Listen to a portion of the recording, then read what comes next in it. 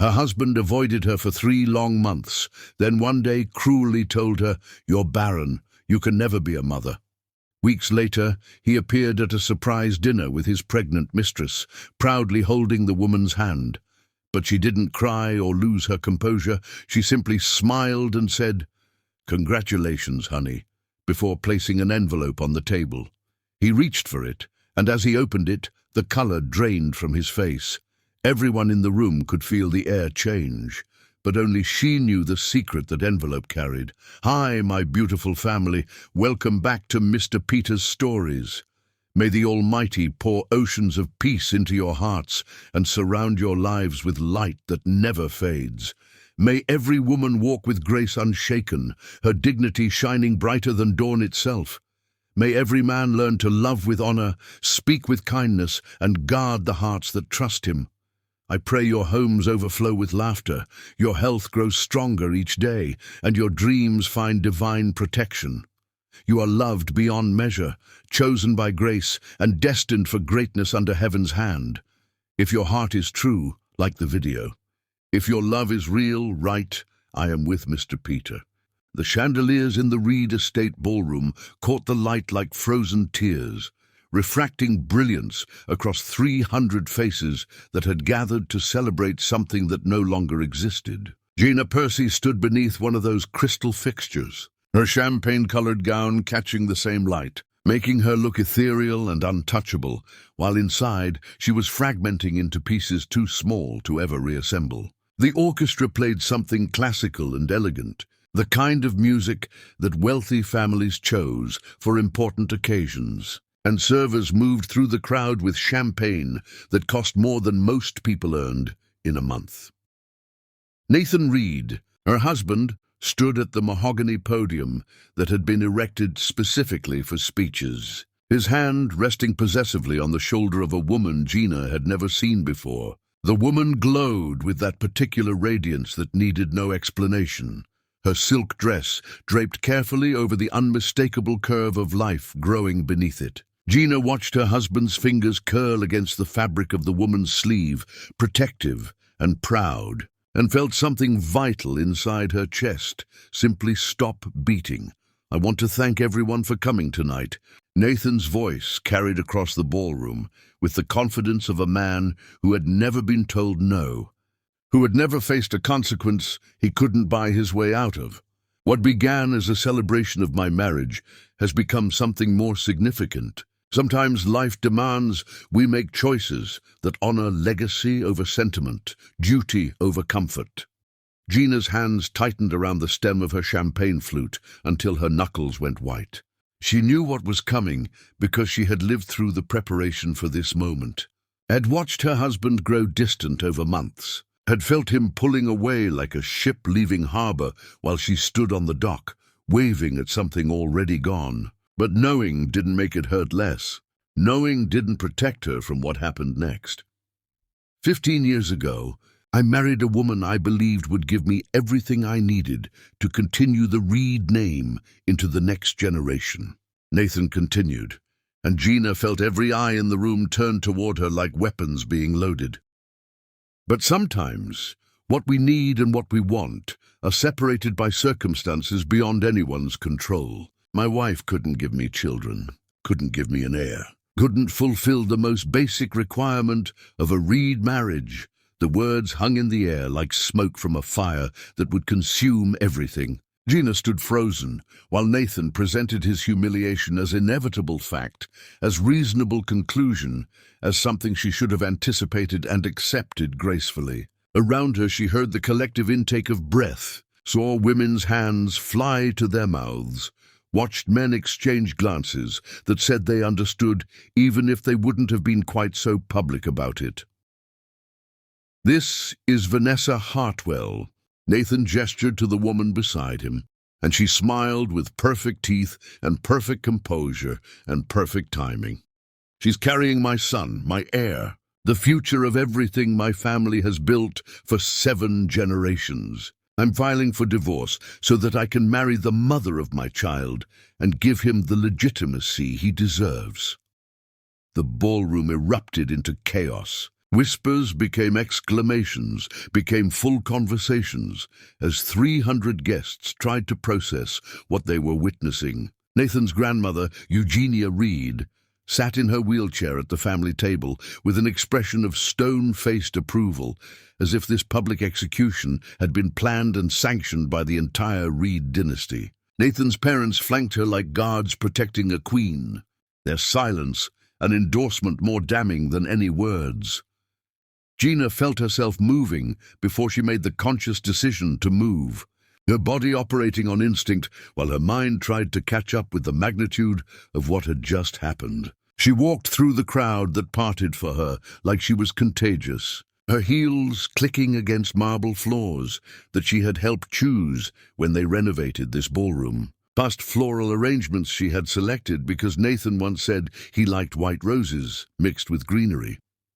She reached the podium and extended her hand. Nathan looked at her with confusion, then understanding, then something that might have been shame if he were capable of feeling it. He handed her the microphone, and Gina wrapped her fingers around it with enough force that her hand shook. "Thank you all for bearing witness tonight." Her voice came out steady despite the earthquake happening inside her ribcage. "I've learned something valuable in my 15 years as a Reed. I've learned that some families measure worth by bloodlines instead of character, that some men are only as faithful as their options. That loyalty is conditional when legacy is involved." She turned to look at Vanessa Hartwell, really look at her, seeing the calculation behind the practiced sympathy in the woman's eyes. "Congratulations on winning a prize that took me 15 years to build. I hope the foundation I laid is strong enough to support whatever comes next. I suspect you'll need every bit of it." Gina placed the microphone on the podium with deliberate care, then removed both wedding rings from her finger. The engagement ring had been Nathan's grandmother's, a family heirloom passed down through generations of Reed women who had all learned to swallow their disappointments with champagne and good breeding. The wedding band had been custom designed, engraved with words that meant nothing now. She set them both beside the 7-tier anniversary cake that she had designed herself, spending hours with the baker to get every detail perfect, not knowing she was creating a monument to her own destruction. "Mrs. Reed," Eugenia's voice cut through the chaos like a blade finding flesh. "You should have known better than to think you could keep a Reed man without giving him what every Reed woman has provided for 7 generations. This failure is yours to carry." Gina turned to face the wheelchair-bound matriarch who had never liked her, who had spent 15 years making clear that Gina was tolerated, but never truly accepted into the family. She walked to the old woman's table and leaned down until they were face to face, close enough that only Eugenia could hear her next words. "I hope your heir brings you everything you deserve." Then she straightened, smoothed down her champagne gown one final time, and walked out of the Reed Estate ballroom with her head high and her heart in ruins. Behind her she heard the explosion of conversation, heard someone calling her name, heard the sound of her life ending while an orchestra continued playing because no one had thought to tell them to stop. She made it to her car before the shaking started, before her hands trembled so badly she could barely fit the key into the ignition. She drove away from the estate, away from the city where everyone knew her as Nathan Reed's wife, away from everything she had built over 15 years of believing that love and partnership mattered more than biology.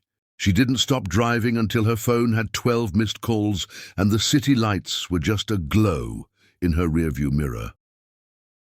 The medical report in her purse felt like it weighed 1,000 pounds.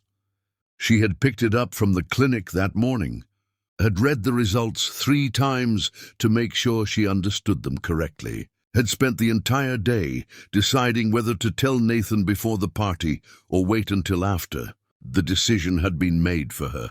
Now she sat in a parking lot, outside a 24-hour diner, in a town whose name she didn't know, staring at paper that confirmed what her body had been telling her for weeks. She was pregnant, had been pregnant for weeks, long before Nathan started his affair with Vanessa Hartwell, long before he decided his wife was broken and inadequate.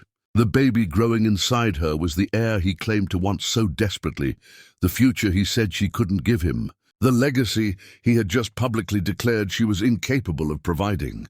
Gina pressed her hand against her stomach, feeling nothing yet but knowing everything had changed. She thought about walking back into that ballroom and throwing the report at Nathan's feet, watching his face when he realized what he had done, forcing him to confront the magnitude of his mistake. She imagined the satisfaction of that moment, the vindication, the justice. Then she thought about her child growing up under the shadow of that moment, forever marked as the baby that came too late, the heir that only existed to prove a point. She thought about raising a son or daughter in the Reed family dynasty, surrounded by people who measured worth by bloodline and saw children as obligations rather than blessings. She thought about Eugenia's cold eyes and Nathan's casual cruelty and Vanessa's calculated smile. Gina made a decision that would echo through the rest of their lives. She would disappear. She would take her settlement money and her baby and her broken heart, and she would build a life somewhere Nathan Reed would never think to look. She would protect her child from ever knowing the father who had rejected them before knowing they existed. She would become someone new, someone stronger, someone who didn't need validation from people who had never truly valued her. The medical report went into her purse. The champagne gown would be donated to a thrift store in the morning. The name Gina Percy Reed would be erased from every document and directory and social media account she could control. By the time Nathan realized what he had lost, she would be gone so completely that even his money couldn't find her. She started the car and pulled back onto the highway, driving toward a future that terrified and liberated her in equal measure. Behind her, Nathan Reed was probably celebrating with his pregnant mistress, accepting congratulations from guests who thought they understood what they had witnessed. He had no idea that the wife he had publicly humiliated was carrying the exact thing he claimed she could never give him. And if Gina had anything to say about it, he would never know. Chapter 2. The Unraveling. Morning came to the Reed estate like judgment, harsh and unforgiving, turning everything from romantic fairy tale to cold reality in the span of darkness to daylight. Nathan woke in Vanessa's penthouse apartment with a headache that pounded behind his eyes and a sensation in his chest that felt like drowning on dry land. His phone lay on the nightstand, screen dark, and when he picked it up he found it heavy with messages he didn't want to read. 200 calls, more texts than he could count, emails from people whose names he recognized but whose concern felt hollow and performative. His assistant had sent 17 increasingly frantic messages about interview requests from gossip columns and society reporters. His lawyer had called 6 times with the same message each time: "We need to talk about damage control." But there was nothing from Gina. No angry texts, no tearful voicemails, no demands for explanation or apology. Just silence, vast and complete, like she had simply ceased to exist the moment she walked out of the ballroom. Vanessa stirred beside him, her hand moving to rest on the curve of her belly, in a gesture he was learning she made constantly, always drawing attention to the life she carried, always reminding him of why they were together. She smiled at him with sleep-soft features and murmured something about breakfast, and Nathan felt a surge of resentment so sharp it shocked him. This wasn't how he had imagined his morning would feel. This wasn't the relief and rightness he expected after making such a definitive choice. The knock on the penthouse door came before he could process these unwelcome thoughts, sharp and authoritative, followed by his mother's voice, announcing that they were coming in whether Vanessa was decent or not. Nathan barely had time to pull on clothes before his entire family swept into the apartment like an invading army. His grandmother in her wheelchair pushed by a nurse. His parents dressed in formal clothes despite the early hour. His father's face set in lines that promised difficult conversations. They arranged themselves in Vanessa's living room with the precision of people staging an intervention, and Nathan found himself sitting across from his grandmother. while his mother perched on the arm of his father's chair, and Vanessa retreated to the kitchen with murmured excuses about making coffee that nobody wanted. "That was quite a performance last night," Eugenia began, her voice carrying the particular tone she used when she was about to deliver criticism disguised as observation. "The entire state is talking about it. The Reed name is in every gossip column and society page from here to the coast." Nathan waited for the rebuke, for the lecture about discretion and family reputation and keeping private matters private. Instead, his grandmother smiled, thin and satisfied. "Well done!" The words hung in the air like something obscene. Nathan stared at the woman who had raised him after his own mother proved too fragile for the demands of Reed family life, trying to understand how public humiliation of his wife of 15 years could possibly merit approval. The family was concerned you would remain trapped in an unproductive marriage out of misplaced loyalty, his father added, pulling out folders from his briefcase with practiced efficiency. "Your grandmother and I discussed this situation extensively. A Reed man needs an heir. Your wife couldn't provide one. Vanessa can." The mathematics was simple. His mother reached across and opened the first folder, revealing legal documents dense with clauses and conditions. "We've prepared dissolution papers. Our lawyers have crafted a settlement that's more than generous given the circumstances. The city house, half of your liquid assets, a trust fund that will keep her comfortable indefinitely. She'll sign because she has no other option." Nathan found himself looking at papers that would end his marriage, formal and final, reducing 15 years to line items and monetary values. The settlement was indeed generous by any objective standard, probably more than Gina would get if she fought him in court. His family had clearly been planning this for longer than he realized, preparing documentation and exit strategies while he was still pretending his marriage might survive. "What about Vanessa?" he heard himself ask, and his grandmother's smile widened. "Already handled. We've had her thoroughly vetted. Her family background is acceptable, her medical history clean, her pregnancy confirmed by 3 separate physicians we trust. The child is definitely yours. The due date aligns with when you began your relationship, and she's signed agreements that protect our interests while ensuring she's taken care of." His father slid another folder across the coffee table, this one containing financial arrangements that made Nathan's stomach turn. Vanessa would receive a substantial allowance, a trust fund for the baby, property, investments. But woven through every clause were protections for the Reed family, guarantees that she couldn't leave with their heir or demand more than what was agreed upon, consequences for any behavior that might damage the family reputation. "She's been remarkably cooperative," his mother added. "Very understanding about the realities of marrying into a family like ours. The prenuptial agreement is already prepared for your signature."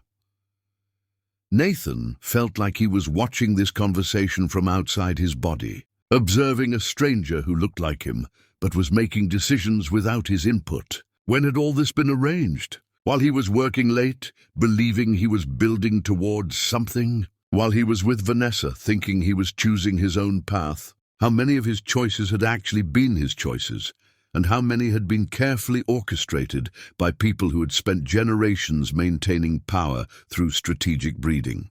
"What if I don't sign?" he asked, and the room went very still. Eugenia leaned forward in her wheelchair, fixing him with eyes that had watched empires rise and fall, that had outlasted 2 husbands and countless rivals. "Then you'll lose everything. The company, the trust funds, the family name. Your father and I control the voting shares, and we'll remove you from every position you hold. You'll be wealthy enough to survive, but you'll never work in any industry we touch, and we touch everything that matters. More importantly, you'll lose your son. Vanessa has already agreed to marry you, but that agreement is conditional on family support. Without us, she has no reason to tie herself to a disgraced Reed." The threat was delivered calmly, matter-of-factly, as if discussing stock portfolios rather than destroying her grandson's entire existence. Nathan understood in that moment that this had never been about his happiness or even about producing an heir. This was about control, about ensuring that Reed family power continued exactly as it had for generations, with individual desires subordinated to collective legacy. He signed the papers because he couldn't see another path forward, because the weight of family expectation was crushing, because part of him still believed that becoming a father would fill the hollow place inside him that had been growing for years. His hand moved across page after page, his signature becoming more automatic with each document, until he had legally ended his marriage and legally bound himself to a woman he barely knew. Vanessa emerged from the kitchen after his family left, carrying coffee he didn't want. She sat beside him and took his hand, and when she spoke, her voice had a quality he hadn't noticed before, something calculated beneath the warmth. "I know this is hard, but we're going to build something beautiful together. You'll see, once the baby comes, everything will make sense." Nathan looked at this woman who would become his wife, who would give him the heir his family demanded, who had agreed to terms and conditions before she agreed to love him. He wondered if she knew about the documents his family had prepared, if she had been part of the planning, if her pregnancy had been as accidental as she claimed. But he pushed those thoughts away because acknowledging them would mean confronting how thoroughly he had been manipulated by everyone around him. The society pages the next morning were brutal and gleeful in equal measure. Photographs of Vanessa glowing beside Nathan, while Gina walked away in the background. Headlines speculating about how long the affair had been happening. Columns debating whether a man had the right to leave a barren wife. The comment sections exploded with opinions, most of them vicious toward Gina, calling her selfish for not stepping aside sooner if she knew she was inadequate. Nathan found himself defending his ex-wife to his mother over breakfast, insisting that Gina had tried everything, that the inability to conceive wasn't her fault, that she deserved compassion rather than public shaming. His mother looked at him with something like pity and said that Nathan had always been too soft, too sentimental, too willing to put feelings before necessity. She reminded him that Reed men were taught from birth to make difficult choices, and that his grandfather would have been proud of him for finally doing what needed to be done. He tried calling Gina that afternoon, wanting to apologize for how public everything had become, wanting to explain that he hadn't meant for it to be quite so humiliating. But her phone went straight to voicemail, the generic message offering no comfort or connection. He called 17 more times over the following days, sent texts that went undelivered, even drove to the house he had given her in the settlement, only to find it empty, furniture covered with sheets. No sign that anyone had been there since she left. His lawyer reported that the settlement papers had been signed remotely and returned through an attorney Gina had hired, someone from out of state, who refused to disclose where their client was currently residing. The house sold within a week to an overseas buyer who paid cash and asked no questions. Her phone number was disconnected.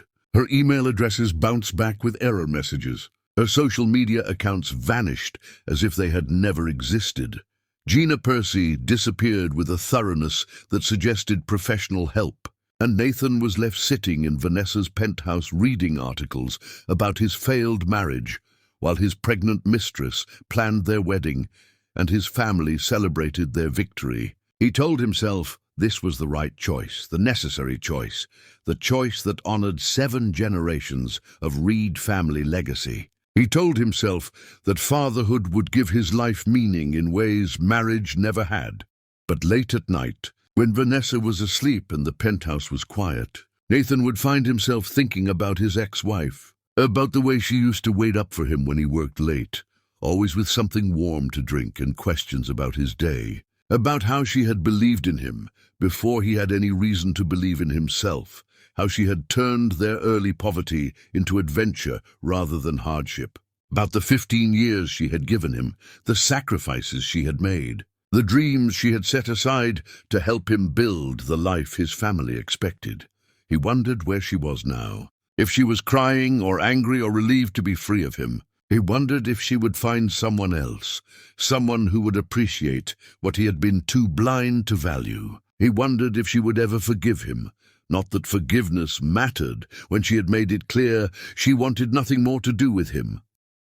What he didn't wonder, what never even crossed his mind, was whether Gina had been telling the truth all those years when she said she wanted children as much as he did. Whether the problem hadn't been her body, but timing and stress and the pressure of trying to conceive under the scrutiny of a family that measured worth by reproductive success. Whether she might have been pregnant when he decided she was broken beyond repair.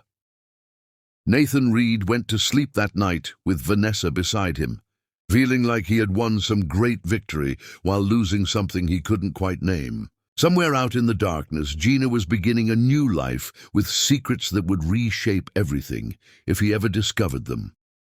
But discovery would require searching, and Nathan had convinced himself there was nothing left to find. Chapter 3. The Birth.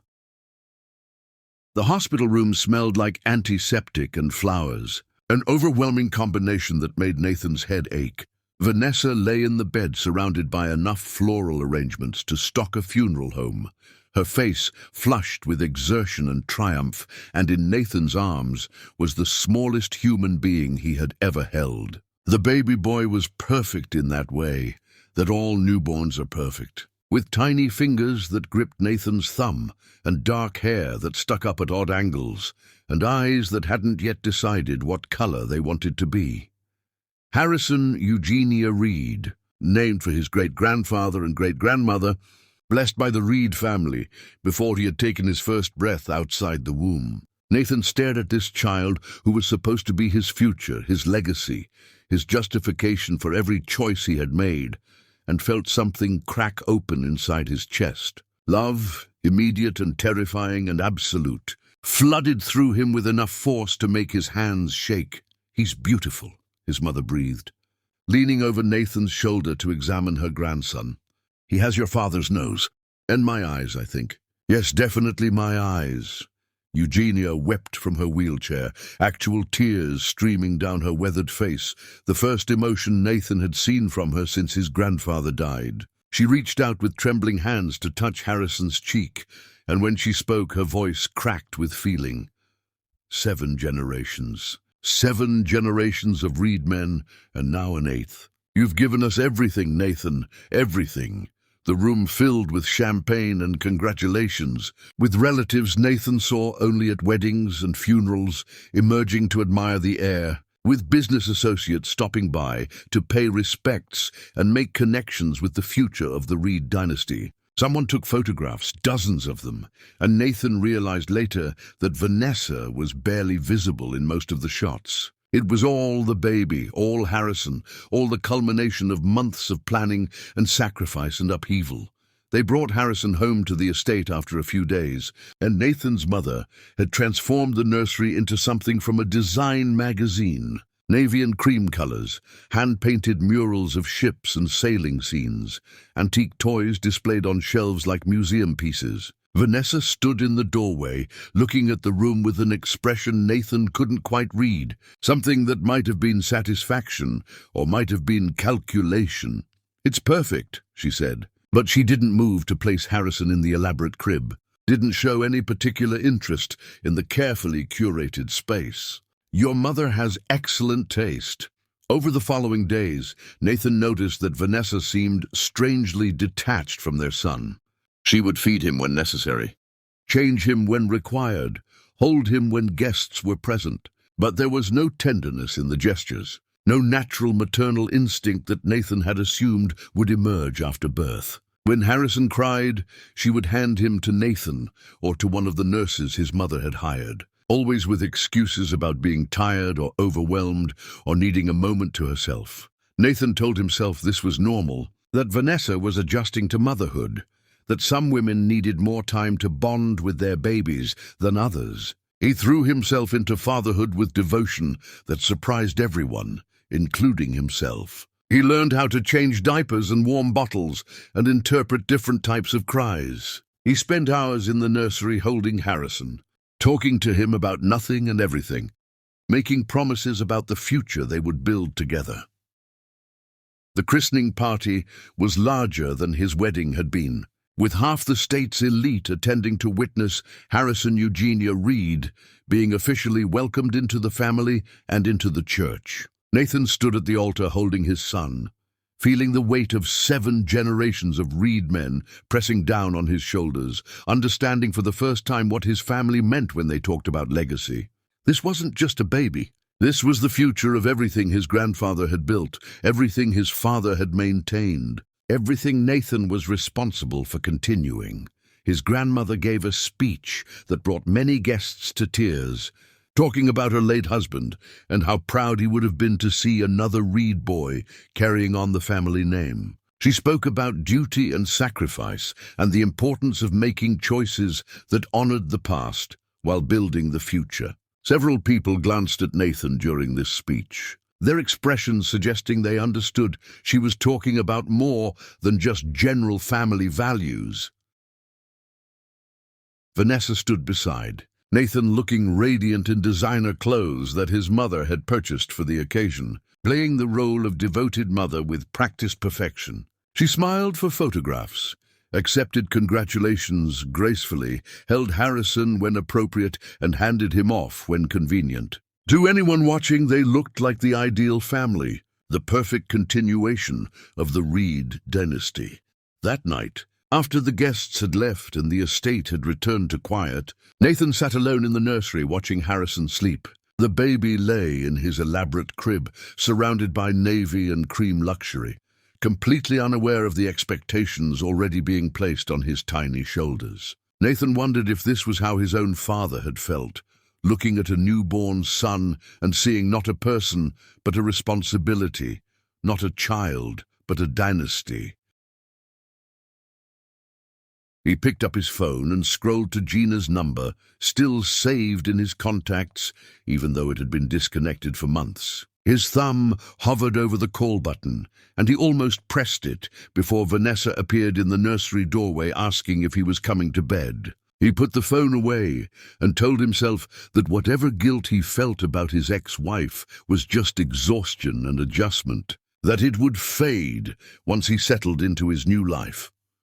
Harrison developed a fever during the night, sudden and high enough to terrify Nathan into immediate action. They rushed back to the hospital, and Nathan held his son while doctors examined him, while nurses drew blood, while machines beeped and monitors displayed numbers Nathan didn't understand. Vanessa stayed in the waiting room, claiming she couldn't bear to watch Harrison being poked with needles, and Nathan found himself alone with their son during the worst moments. The pediatrician ordered routine blood work to check for infections, and Nathan signed consent forms without reading them because all he cared about was making sure Harrison would be all right. The test showed a virus, nothing serious, something that would resolve with fluids and rest. They brought Harrison home after a few days, and Nathan barely slept, checking on the baby every hour to make sure he was still breathing, still fever-free, still alive. The call from the hospital came on a Tuesday afternoon, almost a week after Harrison's fever had broken. The genetic counselor's office requested a meeting with both Nathan and Vanessa to discuss some unexpected findings from the blood work. The secretary was very clear that both parents needed to be present, that this was a matter requiring immediate attention, that the conversation needed to happen in person rather than over the phone. Nathan assumed it was about some hereditary condition in his family, maybe something with the heart that ran through his father's line, or the arthritis that plagued his grandmother. He told Vanessa about the appointment while feeding Harrison a bottle, and she went very still, her face losing color in a way that should have warned him. They probably found nothing important, she said, her voice too careful, too controlled. Genetic counselors always want to discuss things in person, even when it's minor. Nathan agreed because he had no reason to suspect otherwise, no reason to think that a routine blood test would reveal anything except standard medical information. He scheduled the appointment for that afternoon, arranged for his mother to watch Harrison, drove to the hospital with Vanessa silent beside him in the passenger seat. The genetic counselor was a woman with sympathetic eyes and careful hands. The kind of person trained to deliver bad news gently. She invited them to sit, offered water they didn't want, opened a file that looked far too thick for a simple consultation. When she spoke, her voice was professionally neutral, designed not to convey judgment or opinion. During the routine blood work for Harrison's illness, our lab noticed something unusual about his blood type. We ran additional tests to confirm, and the results are definitive. She slid papers across the desk, charts filled with information Nathan didn't understand, columns of letters and numbers that meant nothing to him. Mr. Reed, based on your blood type and the baby's blood type, it's genetically impossible for you to be Harrison's biological father. The words landed like explosives in a space too small to contain their blast. Nathan read the papers once, twice, 3 times, his brain refusing to process what his eyes were seeing. Terms like paternity exclusion and genetic impossibility swam across the page, all of them pointing to one inescapable conclusion. Harrison wasn't his son. He turned to look at Vanessa, expecting shock or confusion or denial, expecting her to be as blindsided as he was by this revelation. Instead, he saw something far worse. She was crying, yes, but underneath the tears was calculation, a rapid weighing of options, a decision being made in real time about how to handle this exposure. "Nathan, I can explain," she started, and he felt his entire world tilt sideways.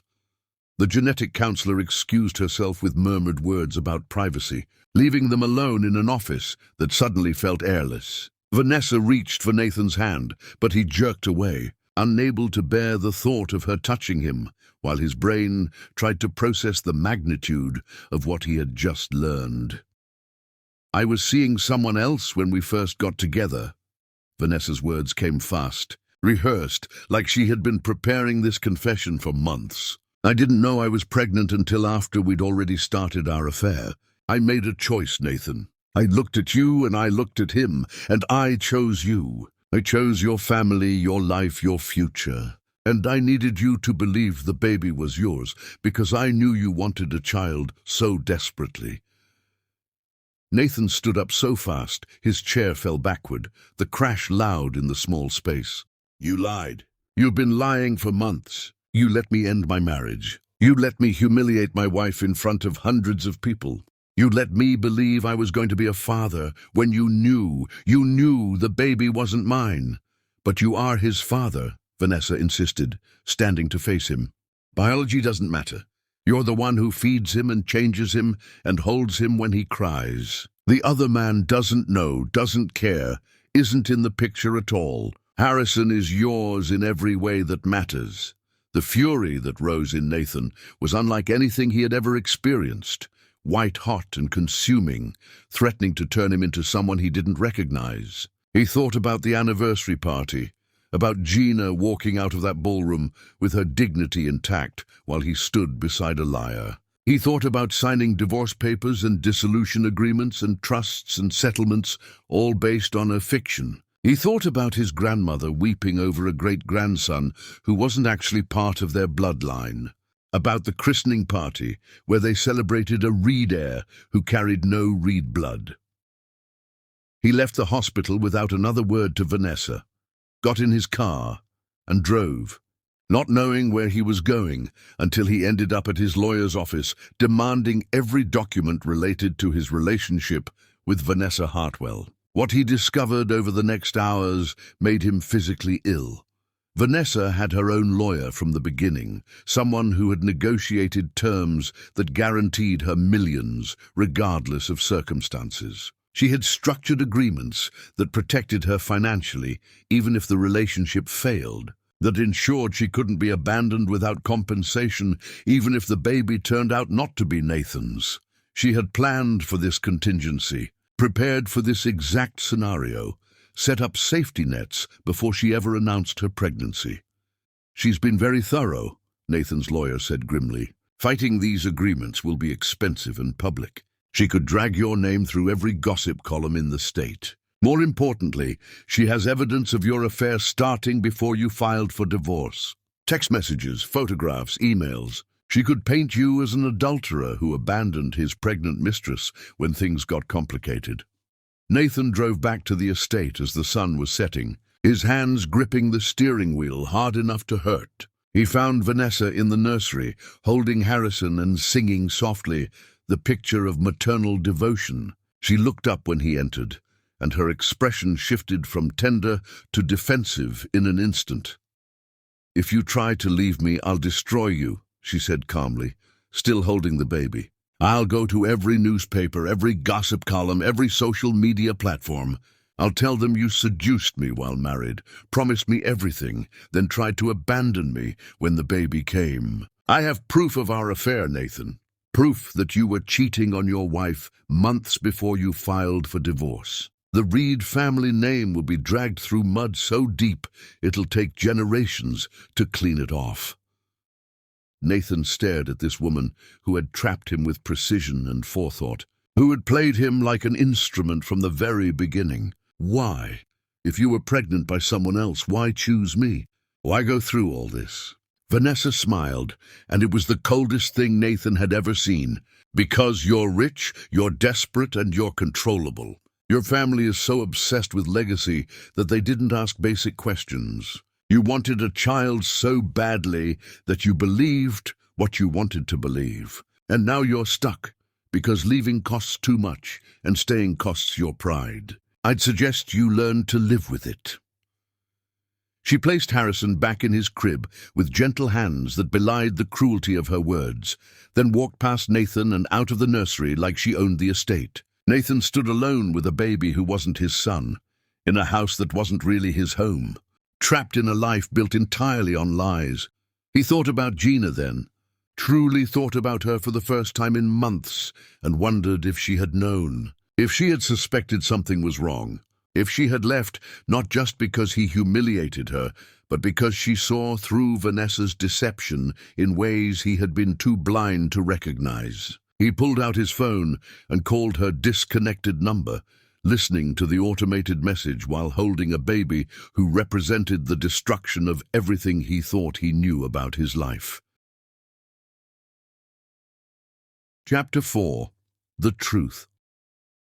Nathan spent weeks trying to locate Gina through every resource available to someone who still had wealth even if his reputation was crumbling, and discovered that his ex-wife had erased herself with expertise that suggested she had help from people who understood how to disappear completely. The house he gave her in the settlement sold to buyers who knew nothing about the previous owner and cared less. Her accounts were closed, her mail forwarded to addresses that led nowhere, her entire digital existence scrubbed clean as if she had never been real at all. He hired investigators who came back empty-handed, frustrated by dead ends and careful planning. One of them admitted grudgingly that whoever helped Gina disappear knew exactly what they were doing, that this level of thoroughness required either professional assistance or extremely detailed planning. Nathan sat in hotel rooms reading reports that told him nothing useful, staring at the last photograph he had of his ex-wife, taken at a charity event, where she smiled at the camera while his hand rested on her lower back like he owned her. The Reed estate became intolerable. Vanessa settled into the master bedroom and began redecorating with his mother's enthusiastic approval, erasing every trace of Gina's 15 years until the house felt foreign to Nathan. His grandmother insisted on maintaining the fiction that Harrison was a Reed heir, refusing to acknowledge the paternity test results even in private. She claimed that bloodlines mattered less than raising the boy properly, that admitting the truth would damage the family reputation beyond repair, that sometimes lies were necessary for the greater good. His parents fell into line because disagreeing with Eugenia was unthinkable after a lifetime of submission. They cooed over Harrison at family dinners, posed for photographs that would appear in society columns, spoke about the future of the Reed dynasty as if genetic testing had never happened. Nathan watched his family swallow a massive lie and present it as truth, and understood finally what his grandmother had meant all those years when she talked about sacrifice for the family name.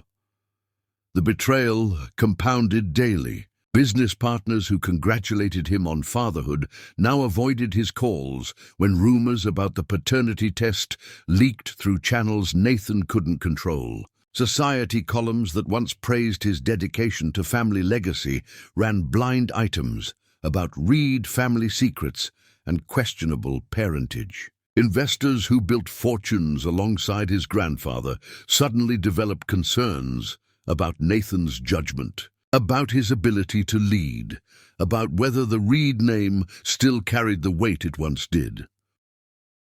Nathan lost contracts, lost board positions, lost the respect of men who had known him since childhood. His company stock dropped enough that financial analysts started writing concern pieces about leadership stability. Everything he had built professionally began crumbling because he couldn't even verify basic facts about his own child. Because he had been so desperate for an heir that he believed what he wanted to believe instead of asking obvious questions.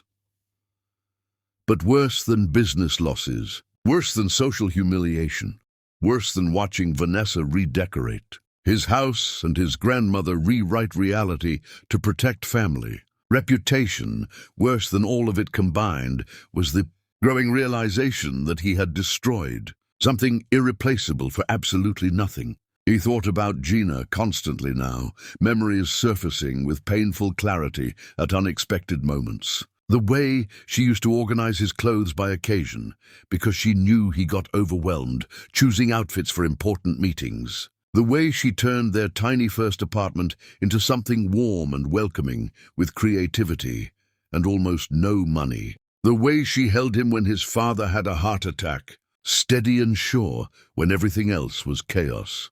He remembered her negotiating his first major contract because he was too inexperienced to recognize predatory terms, saving him from agreements that would have bankrupted him before he started. He remembered her at family gatherings, navigating his grandmother's cutting remarks and his mother's passive aggression with grace that made it look effortless. He remembered 15 years of a woman who loved him before he was anyone worth loving, who gave him her 20s and her ambition and her entire heart, asking only for fidelity in return, and he had thrown her away. Thrown away 15 years of partnership and support and genuine love for a lie, wrapped in the promise of something he already had, but was too blind to see. The realization came gradually.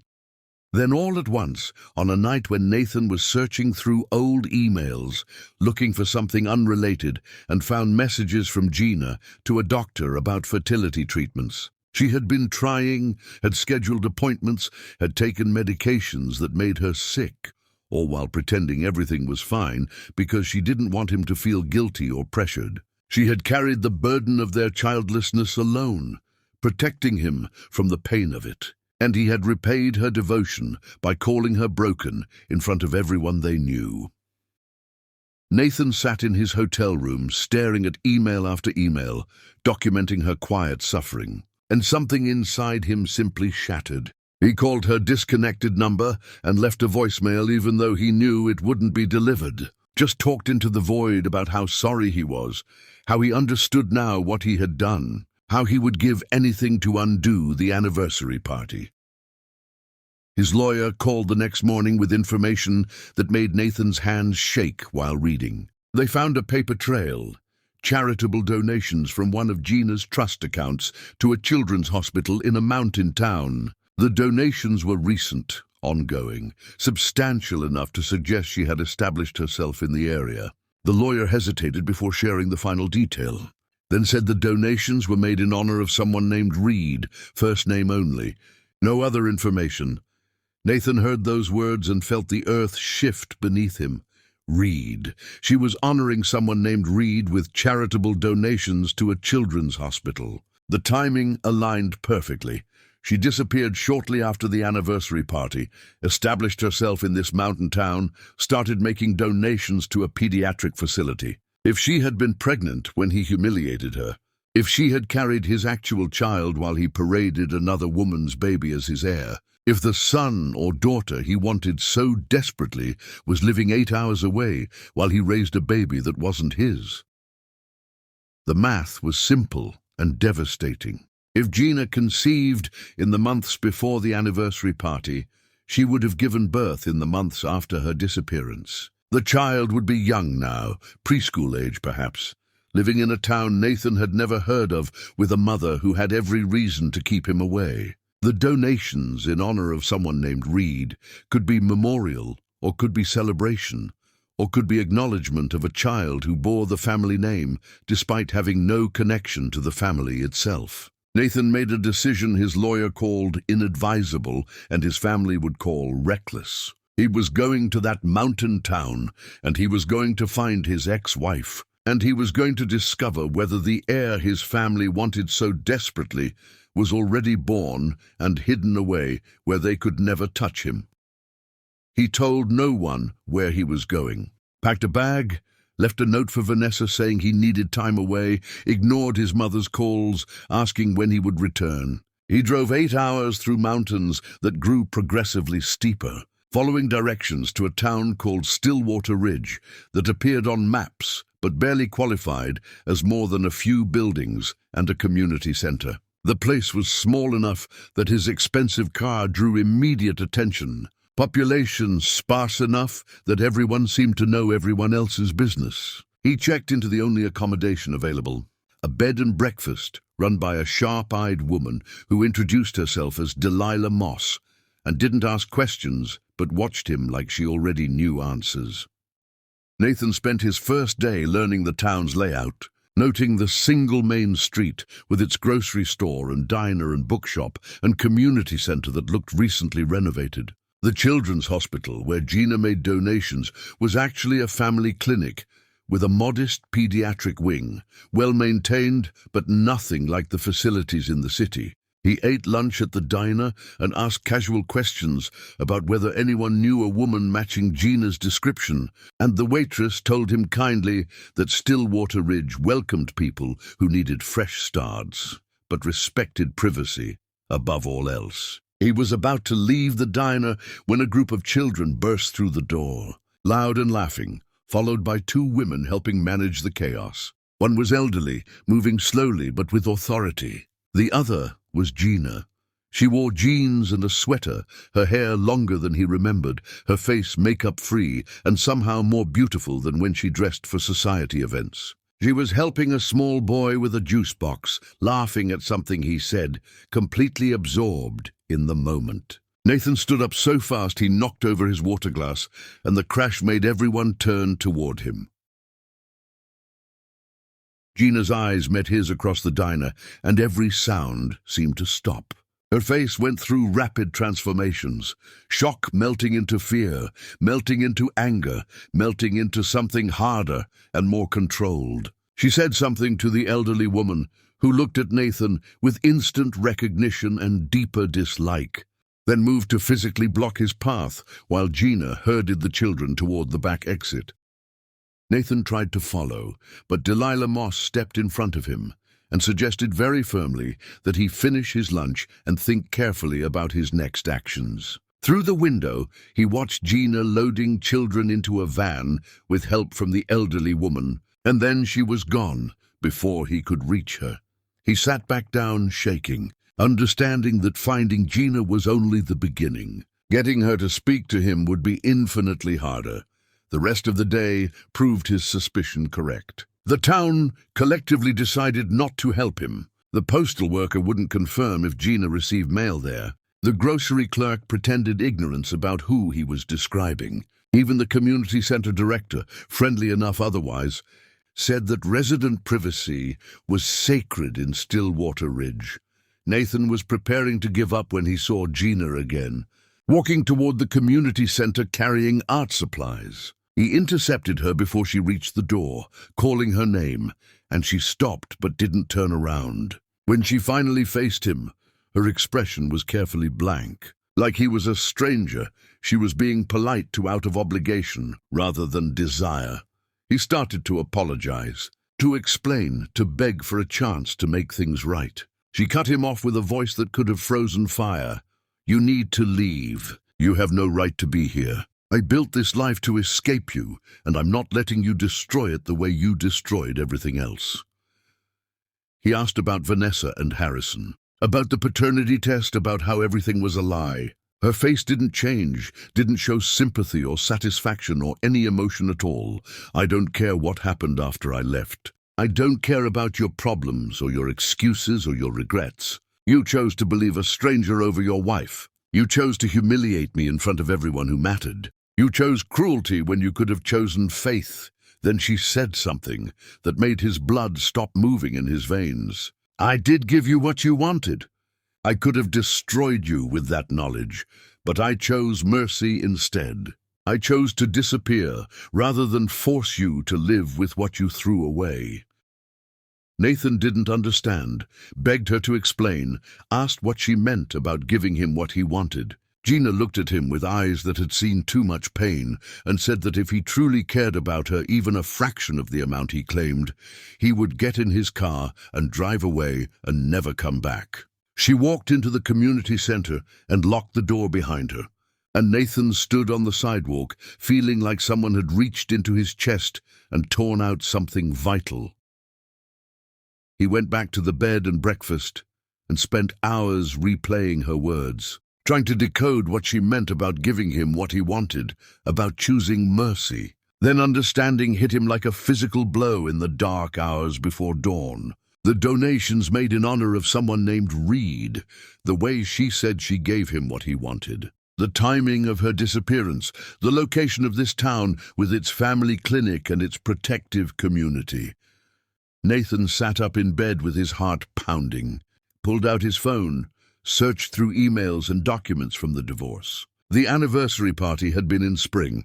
Vanessa gave birth in autumn.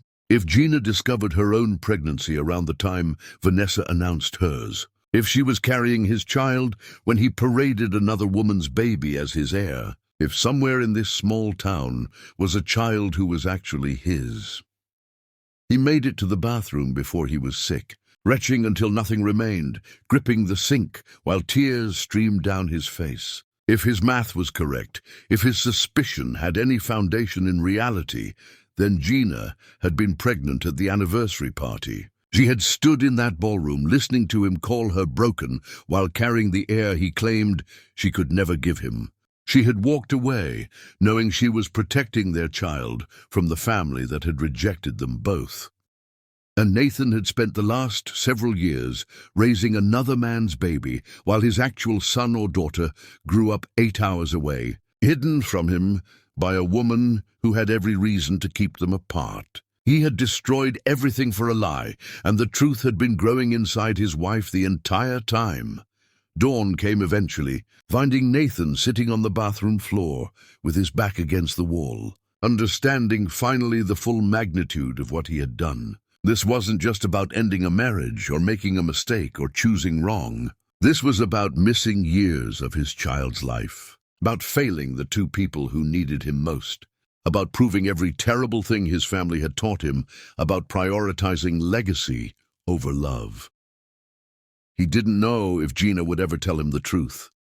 Didn't know if he had a son or daughter or any child at all.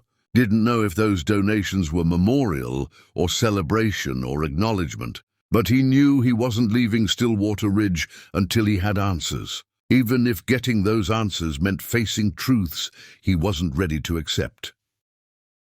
Chapter 5. The Search.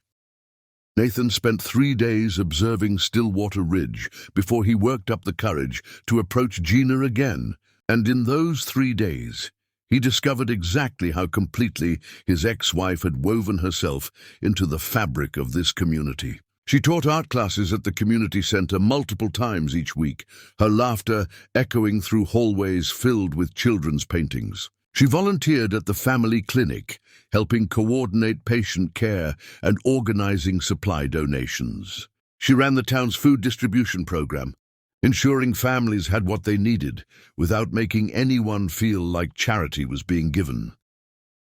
The elderly woman from the diner was Florence Whitlock, who owned enough property in Stillwater Ridge to essentially control development, and who had clearly adopted Gina as something between a daughter and a protégée. Nathan watched them together through windows and from careful distances, saw how Florence protected Gina with fierce loyalty, how she positioned herself between Gina and anything that might cause harm. The children who burst into the diner that first day were part of an after-school program Gina had founded and funded herself, though she ran it like a community effort, so no one felt indebted. She had built a life here that mattered, a place where she was valued not for who she married, but for who she was. Nathan sat in his bed and breakfast room watching her move through town, and understood that she hadn't just left him. She had escaped to something better, something real, something that fed her soul in ways their marriage never managed. He finally cornered her at the community center on an evening when she was alone, setting up for the next day's art class. She was hanging children's paintings on the walls, standing on a ladder, and she didn't look surprised when he walked in. She climbed down carefully, wiped her hands on her jeans, and waited for him to speak with an expression that gave nothing away. "Were you pregnant when I ended our marriage?" The question came out raw and desperate, all his careful planning abandoned in favor of just asking the thing he needed to know. Gina's face didn't change, but her silence was confirmation enough. Nathan felt his legs give out and sank into one of the small chairs meant for children, his head in his hands. "How far along?" "Be far enough that I'd already heard the heartbeat at my first appointment. Far enough that I was planning how to tell you. Not far enough that anyone could tell just by looking." She said it in the same tone she might use to discuss the weather, as if she was describing something that happened to someone else, as if the pain of it had been compressed into something manageable through sheer force of will. Nathan looked up at her and asked the question he was terrified to have answered. "Where is the baby now? Did you keep the pregnancy? Please tell me there's a child." Gina crossed her arms and told him that information wasn't his business, that he forfeited any rights to their child when he chose another woman's baby over the possibility of his own. She reminded him that he called her broken, told her she would never be a mother, humiliated her in front of everyone who mattered. She asked what he expected her to do, come running back to give him another chance after he had already made his choice so publicly and so cruelly. Nathan tried to explain about Vanessa, about how the baby wasn't his, about how everything had been a carefully constructed lie from the beginning. Gina's expression finally changed, shifted into something that might have been satisfaction or vindication. "I know. I hired an investigator months ago and discovered the truth about Vanessa's pregnancy timeline. I knew about the other man. I knew you were being deceived. I knew exactly what you were walking into, and I didn't warn you." The words hit Nathan like a physical blow. He asked why. Why would she let him destroy himself when she knew the truth? Why would she watch him fall into a trap she could see coming? Gina's composure cracked, and the pain underneath was devastating enough to fill the entire room. "Because watching you believe those lies was the closest thing to justice I could imagine. After what you did to me, I wanted you to feel a fraction of the betrayal I felt. I wanted you to invest everything in that baby, to rebuild your identity around being a father, and then to have it ripped away the same way you ripped my life away." She admitted it was cruel and petty, and that she wasn't proud of it. But in those first months, when she was pregnant and alone and devastated, knowing that Nathan was living his own lie was the only thing that kept her from falling apart completely. Nathan understood then that he wasn't the only one changed by what happened. Gina had been transformed too, hardened in ways that made her almost unrecognizable from the woman who used to believe the best in everyone. "Can I meet my child? If there is a child, please, Gina, I'm begging you for just that much."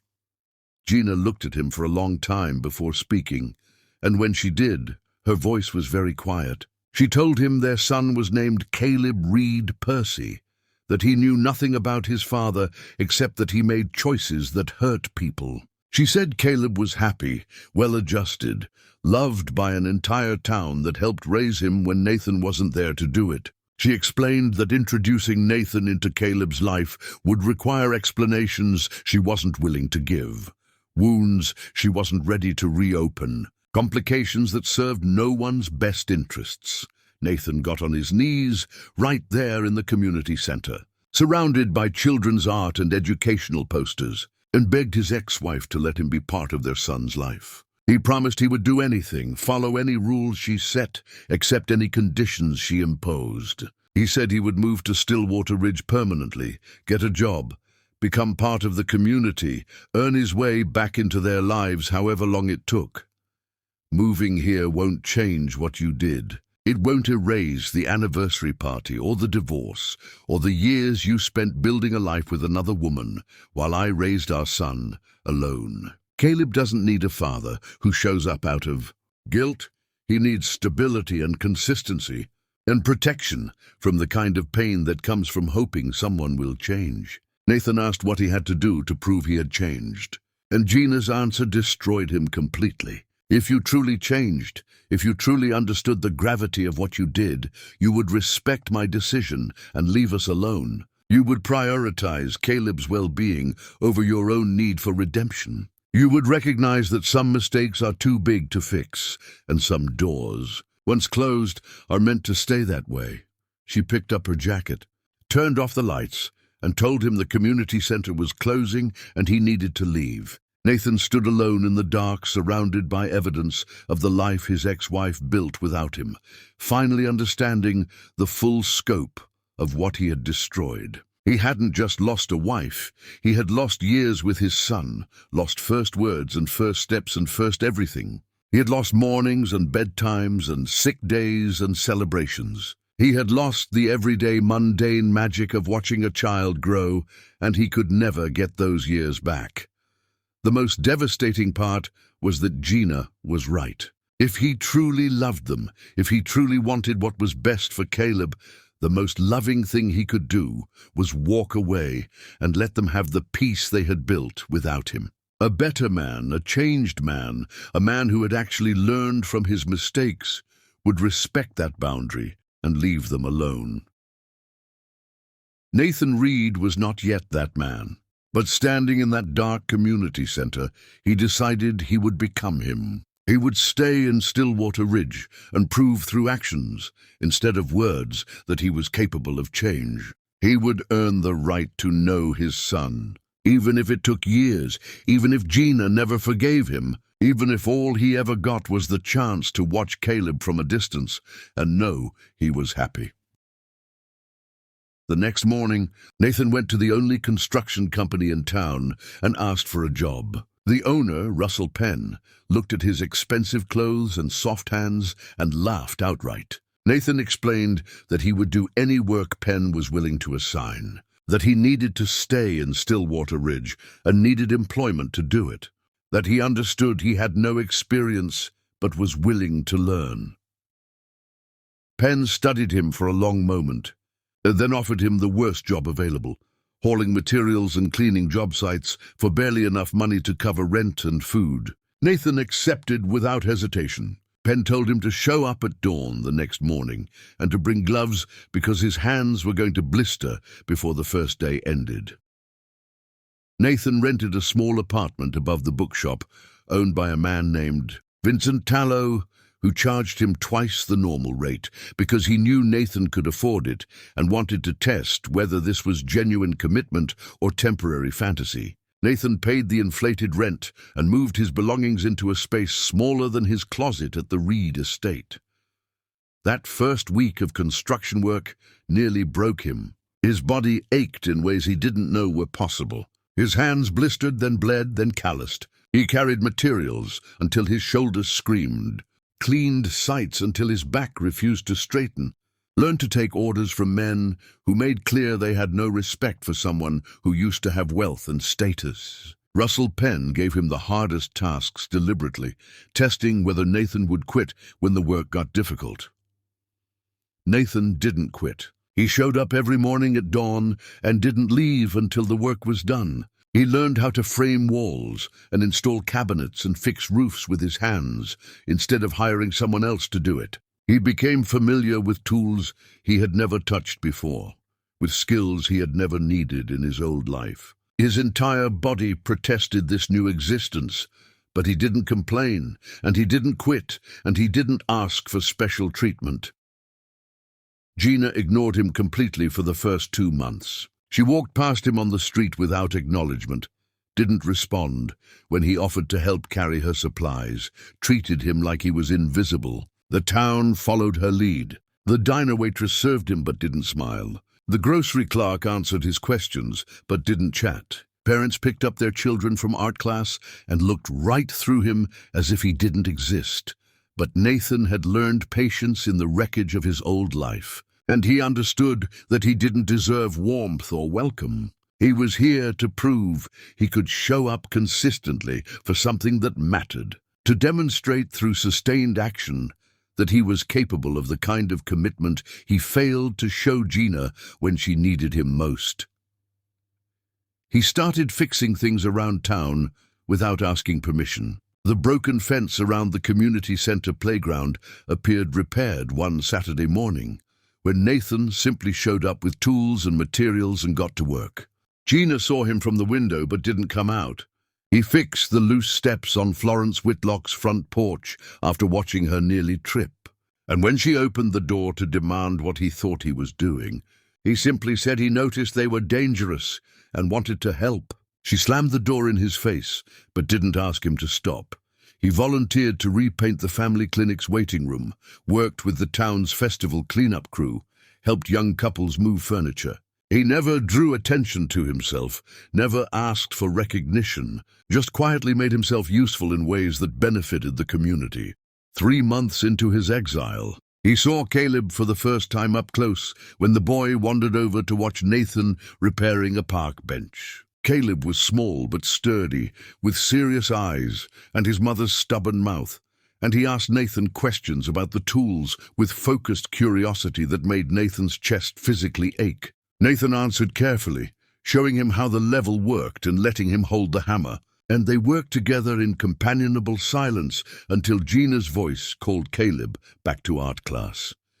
The boy waved goodbye and ran off, and Nathan sat on that half-repaired bench and cried for the first time since the anniversary party. He cried for everything he lost, for the childhood he was missing, for the little boy who should know him but didn't. He cried until he had nothing left, and then he went back to work because work was the only thing keeping him from drowning. More months passed. Russell Penn started giving him actual carpentry projects instead of just grunt work, told him grudgingly that he wasn't terrible with his hands for someone who spent his life behind a desk. Vincent Tallow lowered his rent to the normal rate and started leaving books on Nathan's doorstep with notes about which ones he thought Nathan would enjoy. The diner waitress, whose name was Loretta James, started bringing him coffee the way he liked it without him having to specify. Slowly, incrementally, the town began to accept that Nathan Reed wasn't leaving and that maybe his penance was genuine. But Gina still wouldn't speak to him beyond basic politeness. She nodded when they passed on the street, acknowledged his existence with bare minimum courtesy, but there was a wall between them built from years of pain and betrayal. Nathan respected it. He didn't push, didn't demand, didn't try to force conversations she wasn't ready to have. He just continued showing up day after day, proving through sustained action that he was becoming someone different. One evening after nearly a year in Stillwater Ridge, Nathan was walking back to his apartment when he saw Gina sitting on a bench outside the community center with her head in her hands, clearly upset. Every instinct screamed at him to go to her, but he had learned restraint, so he started to walk past. Then he heard her crying, quiet sobs she was trying to muffle, and he couldn't keep walking. He sat down on the other end of the bench, far enough away that he wasn't crowding her, close enough that she knew he was there if she needed him. They sat in silence for several minutes before Gina finally spoke through her tears. She told him that Caleb had asked about his father today, asked why he didn't have one when all his friends did, asked if there was something wrong with him that made his father not want to stay. I tried to explain that sometimes adults make choices that have nothing to do with their children, that Caleb is loved and wanted and perfect. But the question broke something open inside me that I thought I'd sealed shut years ago. Nathan listened without interrupting, and when she finished, he said the only thing that mattered. "I'm here. I'm not going anywhere. Whenever you're ready to tell Caleb the truth, I'll be waiting. What I did to you was unforgivable, but Caleb is innocent and deserves to know his father if you ever decide that's what's best. I'll follow your lead completely, accept any boundaries you set, do whatever serves his well-being, even if it means staying in the background forever." Gina looked at him then, really looked at him for the first time since he arrived in Stillwater Ridge, and something in her expression softened just slightly. "Why did you stay? Why did you give up everything to work construction in a town that hates you?" Nathan's answer was simple. "Because this is where my family is. I already lost years by choosing wrong. I'm not losing another day." Gina didn't say anything else, just stood up and walked back into the community center. But the next morning, she stopped at the bench where Nathan was eating lunch and asked if he wanted to help repaint the art room over the weekend. It wasn't forgiveness. It was barely even acceptance, but it was the first crack in the wall, and Nathan held onto it like his life depended on it. Chapter 6. The Discovery. Nathan had been in Stillwater Ridge for over a year when the wildfire started, a disaster that would test everything he had built and force Gina to confront whether the man standing in front of her was truly different from the one who destroyed her marriage. The fire began in the mountains surrounding the town, driven by drought and wind into something monstrous that threatened to consume everything in its path. The evacuation order came at dawn, and the town mobilized with practiced efficiency of a community that had survived disasters before. Nathan worked alongside Russell Penn and the construction crew, boarding up buildings and moving essential supplies to the evacuation center. Gina was at the community center coordinating transportation of elderly residents and families with small children, moving with calm authority, even though Nathan could see fear in her eyes. The smoke was thick enough to taste, ash falling like snow, and by midday the fire had jumped the firebreak and was heading straight for the edge of town. The evacuation order became mandatory, but Gina realized with horror that not all the children from her after-school program had been accounted for. 3 kids were missing, their parents already evacuated, assuming their children were on the first bus out. Gina discovered that the children went back to retrieve personal belongings and never made it to the meeting point.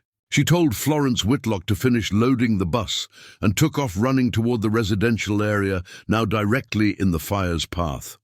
Nathan saw her go, understood immediately what she was doing, and followed without hesitation. He caught up to her 3 blocks from the community center, grabbed her arm, and demanded to know what she was thinking. She jerked away and told him that one of the kids was terrified of fire, that the others were too young to understand what was happening, that she wasn't leaving 3 children to die because adults made evacuation mistakes. "Then we move faster if we split up. Tell me which houses to check." They separated, running through smoke that was getting thicker by the minute, calling names, checking hiding spots. Nathan found 2 of the children cowering in their basement, too scared to come out, even with the fire approaching. He had to physically carry them both, one under each arm, back toward the evacuation point. Gina found the 3rd child hiding in his treehouse, frozen with fear, the fire now visible over the roofline of his house. She climbed up, talked him down with a calmness she didn't feel, and they made it to the street, just as Nathan appeared with the other 2 children. The fire was less than 2 blocks away now, and they could hear trees exploding from the heat. They ran, Nathan carrying one child while pushing another ahead of him, Gina with the third in her arms. They made it to the evacuation bus just as it was about to leave, the driver holding the doors open while screaming at them to hurry.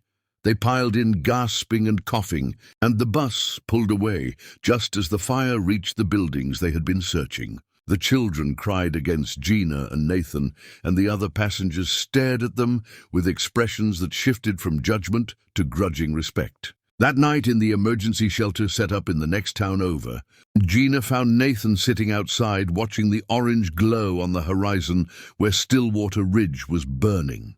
She sat down beside him without speaking, and they watched together as firefighters battled to save their town. The silence between them was different now, not hostile or painful, but companionable in the way of people who had been through something terrible together and survived. "What you did today," Gina finally spoke, "running into a burning town to save children you don't even know. The old Nathan would never have done that. The man I married was good, but he was also protected by wealth and privilege in ways that made him fundamentally separate from other people's suffering." Nathan listened, afraid to speak and break whatever was happening. Gina continued, telling him that she had watched him for over a year, trying to prove he had changed, and she had resisted believing it because believing would mean risking getting hurt again. But she was tired of being afraid, tired of punishing him when he was clearly punishing himself more effectively than she ever could. Tired of denying Caleb the chance to know his father because she was too wounded to take the risk. When the evacuation order came, my first instinct was to find you, because some part of me knew you would help. That instinct terrifies me because it means I still trust you in ways I don't want to trust anyone. Nathan finally spoke, his voice rough from smoke and emotion. "I don't expect forgiveness. I don't think I deserve it. I don't even know if I'm capable of being the man you and Caleb need. But I want to try. I want the chance to prove that the last year wasn't a performance, but a transformation. I want to be there for the everyday, boring parts of parenting, not just the dramatic rescues." Gina looked at him. This man who gave up an empire to work construction in a town that hated him, who ran into a wildfire without hesitation to save children who weren't his. "Caleb's birthday is coming soon. If the town survives this fire, I'll tell our son the truth about who you are. I'll introduce you properly, explain the history in age-appropriate terms, and give you the chance to build a relationship with your child." She was clear about her conditions. Nathan would respect her authority as Caleb's primary parent, would follow her lead on all decisions regarding their son, would understand that being a father was a privilege he would have to earn every single day. Nathan agreed to everything without hesitation, and they shook hands like they were sealing a business deal because neither of them was ready yet for more intimate gestures. 3 days later, the fire was contained. Stillwater Ridge survived with damage to the outskirts, but the heart of the town intact. The community returned to find homes covered in ash but standing, and recovery efforts began immediately. Nathan worked 20-hour days, helping repair damaged structures, and Gina organized the community center as a distribution point for aid. On Caleb's birthday, Gina kept her promise. She brought their son to the park, where Nathan had been building a new playground structure, and she told Caleb that there was someone he needed to meet. Nathan watched them approach, his hands shaking, his heart pounding so hard he could barely breathe. Gina sat down on a bench and pulled Caleb onto her lap, and in clear, simple terms, she told their son that Nathan was his father. She explained that they used to be married, that they made mistakes that hurt each other, but that Nathan had been living in Stillwater Ridge because he wanted to be part of Caleb's life. Caleb looked at Nathan with serious eyes and asked why he wasn't there before. Nathan knelt down so they were at eye level and told his son the truth, that he made terrible choices, that he hurt people, including Caleb's mother, and that he had spent the last year trying to become someone worthy of being called a father. I can't change the past, but I hope you'll give me a chance to be better in the future." Caleb thought about this, then asked if Nathan was the man who fixed his bike and helped him with his treehouse. Nathan said yes, and Caleb nodded as if this made sense. Then he asked if Nathan would teach him how to build things. Nathan's eyes filled with tears, and he promised that he would teach Caleb everything he knew. Gina watched them, this father and son having their first honest conversation, and felt something shift inside her chest. It wasn't love, not yet, maybe not ever again in the way it was before, but it was possibility. It was the crack of light under a door she thought was locked forever, and for the first time in years, Gina allowed herself to hope that maybe, just maybe, broken things could be rebuilt into something new. Chapter 7. The Confrontation. 2 years after Nathan first walked into the diner and saw Gina with their son, on the spring morning when the mountains were green and the town had fully recovered from the fire, Nathan received a letter that would force both of them to confront the final ghost of their past. The letter was from his family's lawyers, informing him that his grandmother Eugenia Reed had died and left him a substantial inheritance, along with a controlling stake in the family holdings. The will contained conditions. Nathan must return to manage affairs, must re-establish the Reed name in society, must fulfill obligations to the family legacy. If he refused, everything would go to distant relatives, who would dismantle what his grandfather had built. The letter arrived on a Tuesday, and Nathan sat in his small apartment above the bookshop, holding this piece of paper that represented everything he walked away from. He could go back. He could reclaim his position, could rebuild the fortune he lost, could give Caleb every advantage of the Reed name and wealth. Or he could stay in Stillwater Ridge, where he had finally found purpose and peace, where he had a job he loved, and a son who was learning to trust him, and an ex-wife who sometimes smiled at him when they were co-parenting. He brought the letter to Gina that evening, after Caleb had gone to bed at her house, where Nathan now had standing permission to visit 3 nights a week for homework help and dinner. Gina read it carefully, then handed it back and asked what he was going to do. Nathan told her honestly that he didn't know. That part of him felt obligated to his family legacy, even after everything they put him through. But another part of him remembered what that life cost him the first time. "What do you think I should do?"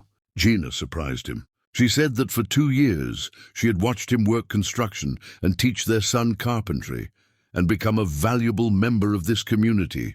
And in all that time, she had never once heard him mention missing his old life. She pointed out that when the Reed family name came up in conversation, he changed the subject, that when people asked about his past, he gave minimal answers. She suggested that maybe he wasn't actually torn about this decision, that maybe he was looking for permission to refuse the inheritance and choose the life he had built here.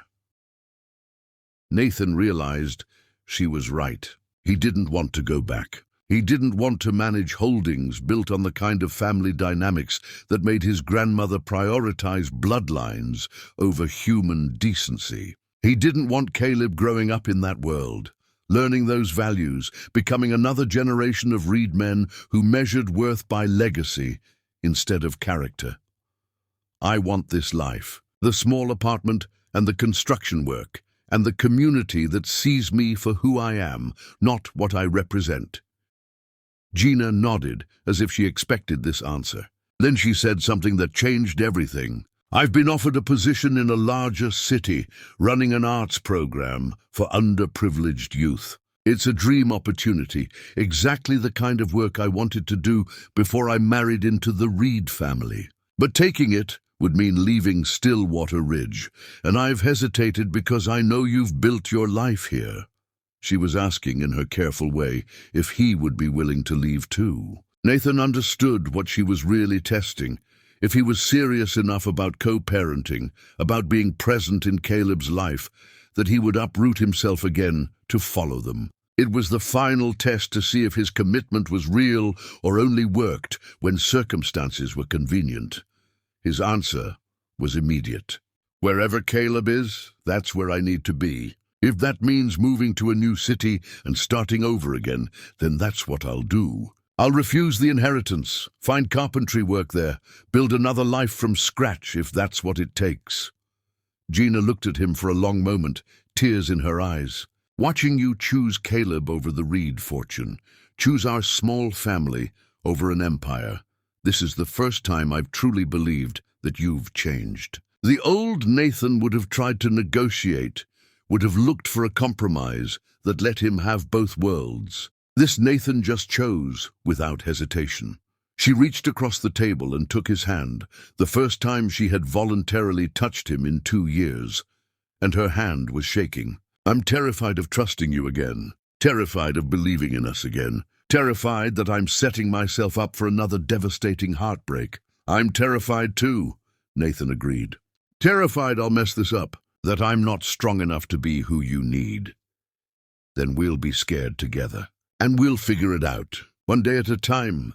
She told him that she didn't want to co-parent from separate houses anymore, didn't want scheduled dinner nights and drop-off logistics, didn't want Caleb growing up between 2 homes when they could be one family. She wasn't promising marriage, not promising they would go back to what they were, but she was willing to try building something new. She suggested they look for a house together in the new city, that they raise Caleb as partners even if they were sleeping in separate bedrooms, that they give themselves permission to see if the last 2 years of healing and growth could become something more.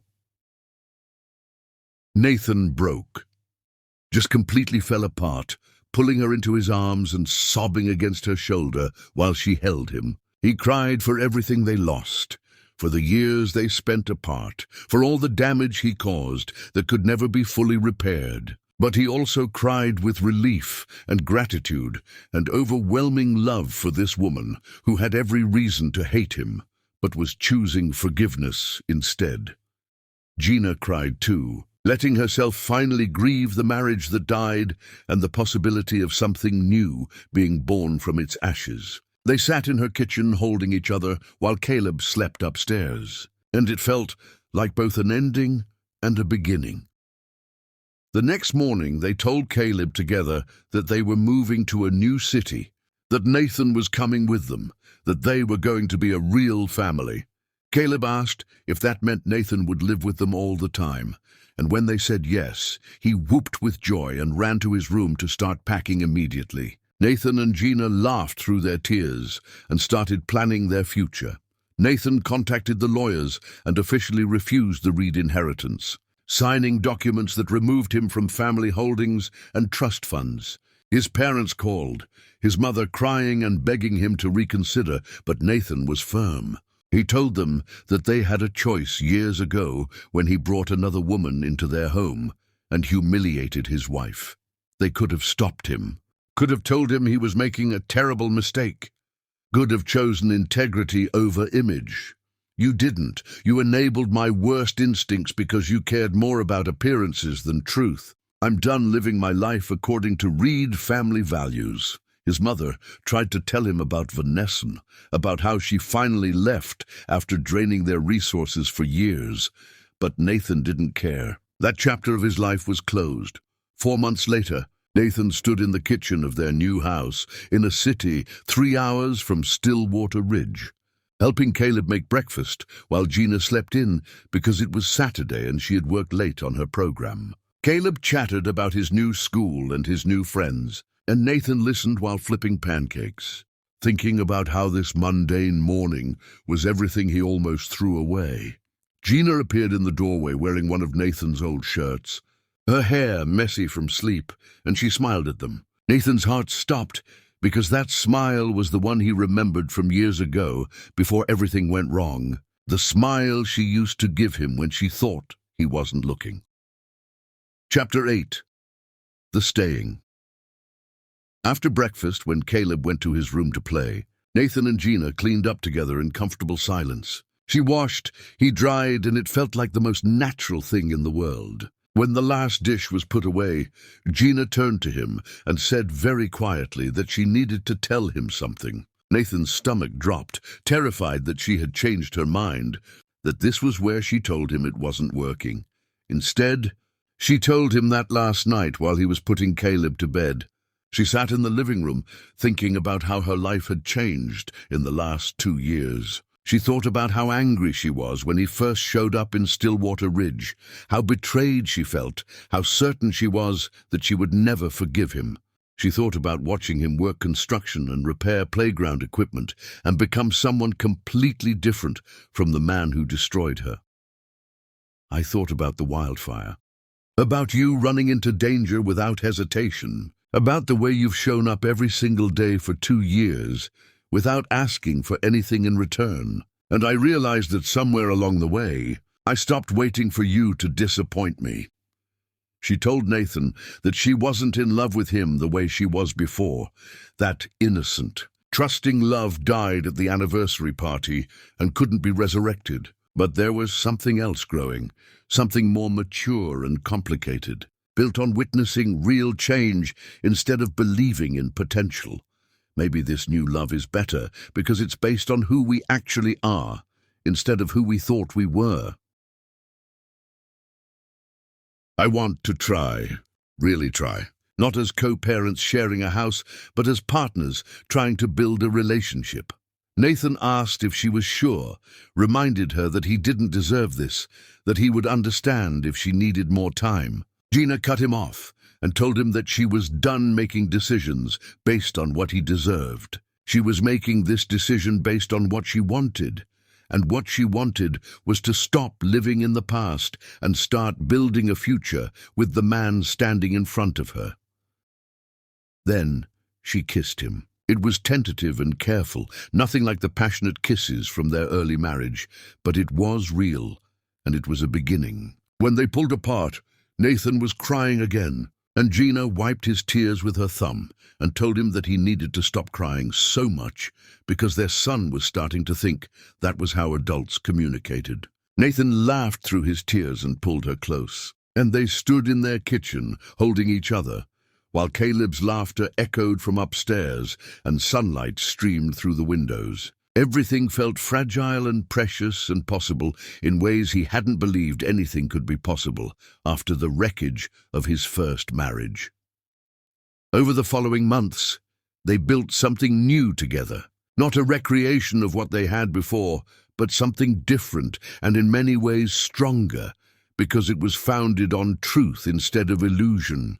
They learned each other again, not the people they were in their 20s when they first fell in love, but the people they had become through hardship and growth and painful transformation. Nathan discovered that Gina was funnier than he remembered, that surviving what he did to her had given her a sharp wit she wielded with precision. She discovered that Nathan was more thoughtful than he used to be, that losing everything had taught him to notice small moments and appreciate ordinary kindness. They disagreed about things, how to handle Caleb's occasional tantrums, whether to allow screen time before homework, what constituted appropriate bedtime, but they learned to navigate disagreement without it becoming warfare. Caleb thrived with both parents under one roof. He would run to Nathan with questions about building things, to Gina with questions about art and feelings, and to both of them when he just needed to be held. Nathan attended school conferences and helped with homework, and learned the names of Caleb's teachers and friends. Gina watched Nathan become the father she always hoped he would be, and slowly the fear that he would abandon them again began to fade. 6 months into their new life together, Nathan proposed properly, not with a grand gesture or an expensive ring, but with a simple question asked while they were watching Caleb at his school's winter concert. He leaned over and whispered that he knew they said they would take things slow, but he wanted her to know that he was committed for life, whether she wanted to remarry him or not. "If you're willing, I'd love to stand up in front of everyone who matters and promise again to love and honor you, but this time actually understanding what those words mean." Gina didn't answer immediately. She watched their son singing off-key on stage, this beautiful child who existed because of love and survived because of her strength. Then she turned to Nathan and told him that she would marry him on one condition, that they write their own vows, and that his vows include a promise to never stop choosing them, even when other options appear. Nathan agreed, and they told Caleb that night that they were getting married. Their son hugged them both and said he already knew that was going to happen, because Florence Whitlock told him that some people need to break completely before they figure out how to be whole. The wedding happened in Stillwater Ridge, in the community center where Nathan had spent 2 years proving himself. It was small and intimate, just close friends and the community that watched them heal. Gina wore a simple dress. Nathan wore a suit he bought at the local store, and Caleb stood between them during the ceremony. When it came time for vows, Nathan spoke directly to Gina.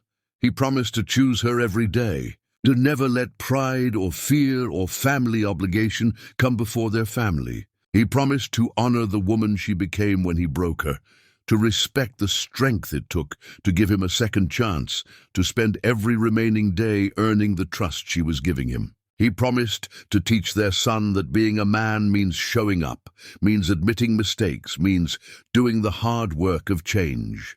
I promise to love you, not despite our history, but because of it. Because the journey we took to get here, as painful as it was, made us both better people. I promise to be worthy of you, not because I think I can erase what I did, but because I understand now that love is a choice you make every single day, and I choose you. Today and every day after, Gina's vows were equally powerful. She promised to let go of the past, to stop waiting for him to become the man who hurt her. She promised to believe in who he was now instead of who he was then. She promised to be vulnerable again, to risk her heart again, to trust that this time the foundation they were building was strong enough to last. I promise to help you be the father you want to be to Caleb, to partner with you in raising our son with values of integrity and empathy and accountability. I promise that this marriage will be different because we're both different. We're not young idealists anymore, but people who've been broken and rebuilt. And sometimes broken things heal stronger than they were before. They kissed as husband and wife again, and the community cheered, and Caleb wrapped his arms around both their legs in a family hug. That night, lying in bed in the small hotel in Stillwater Ridge, Nathan and Gina talked about the future. They talked about maybe having another child, about whether Nathan should start his own carpentry business, about Caleb's upcoming birthday. They talked about ordinary things, because ordinary was the greatest gift after years of dramatic pain. Nathan fell asleep with Gina in his arms and their son in the next room, and he thought about how he lost an empire but gained everything that actually matters. Chapter 9. The Rebuilding. The first year of their remarriage was harder than either of them anticipated, not because they didn't love each other, but because love alone couldn't erase the scar tissue from their past. There were moments when Gina would hear Nathan's phone ring and freeze, old fears surging up before she could control them. There were nights when Nathan would wake up in a panic, dreaming about the anniversary party, about Gina walking away while he stood beside Vanessa. They fought sometimes, real fights that left them both exhausted and questioning whether they had made a mistake trying to rebuild what had been so completely destroyed. The worst fight happened on their anniversary, when Nathan tried to take Gina to an expensive restaurant and she broke down completely, sobbing that she couldn't celebrate their marriage in places that reminded her of their old life, of the world that had watched her public humiliation, every fancy restaurant, every expensive gesture, every attempt to recreate what we had before. It just reminds me that I'm not that woman anymore. I don't want to be that woman anymore. She was naive and trusting, and she got destroyed for it.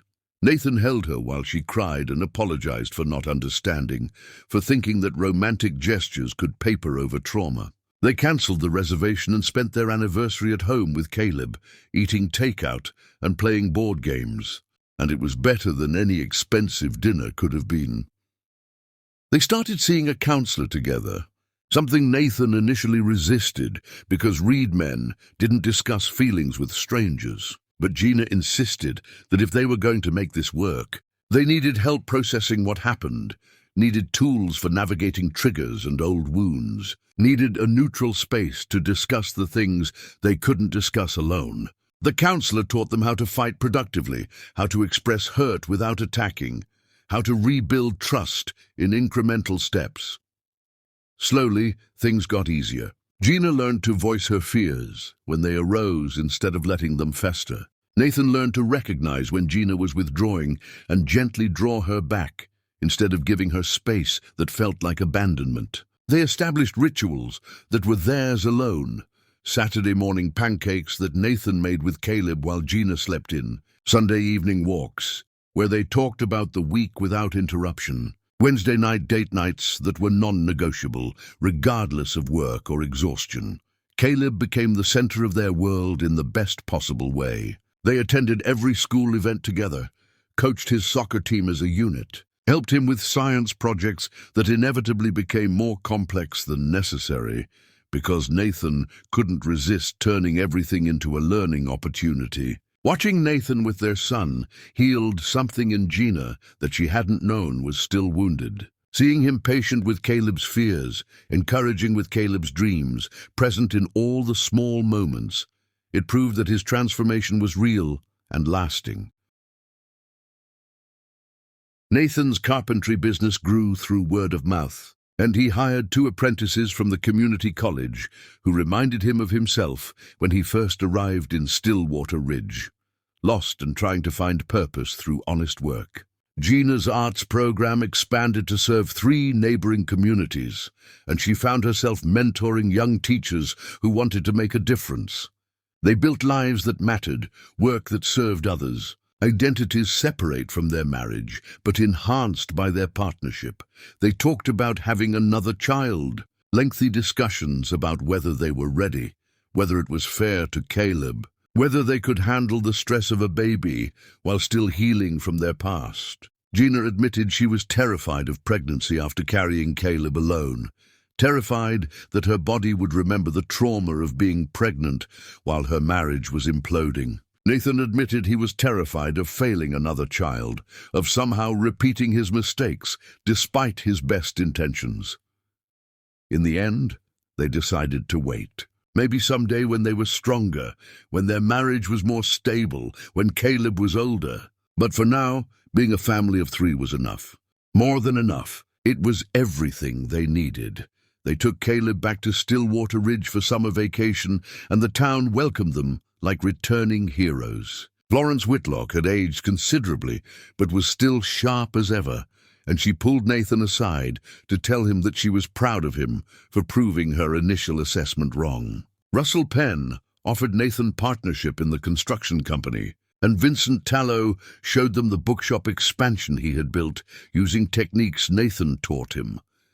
Sitting on the porch of Florence's house, watching Caleb play with other children in the yard, Gina leaned against Nathan's shoulder and said something she had been holding back for months. "I'm glad you found me in Stillwater Ridge. I didn't think I was glad at the time. I was furious and terrified and determined to keep you out of our lives. But watching Caleb with you, seeing the father you've become, knowing that he has both of us instead of just me, I'm glad." Nathan didn't respond with words, just wrapped his arm around her and held her close while they watched their son play. Some moments didn't need words.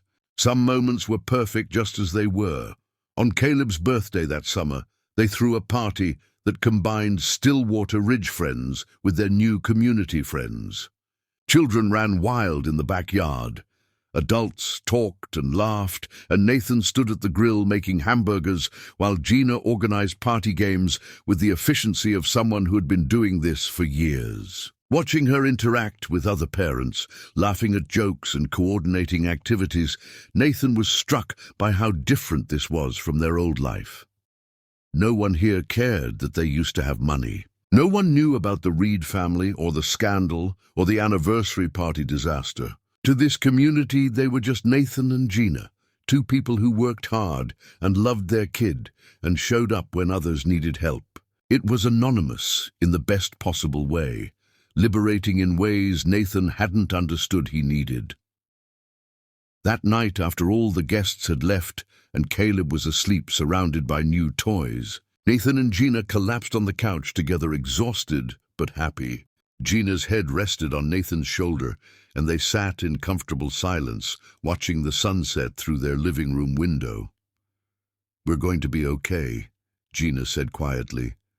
"I think we're actually going to be okay." Nathan kissed the top of her head and agreed. They were going to be more than okay. They were going to be happy, in the quiet, unspectacular way that actually mattered. No grand gestures or dramatic declarations, just two people who had been through hell and come out the other side, holding on to each other. The road ahead wouldn't be perfect. There would still be hard days, still be moments when the past threatened to swallow them, still be times when they questioned everything. But they would face those moments together, as partners, as equals, as two people who understood that love wasn't about perfection, but about choosing each other even when choosing was hard. And that, Nathan realized, was more valuable than any empire his family could have offered him. Chapter 10.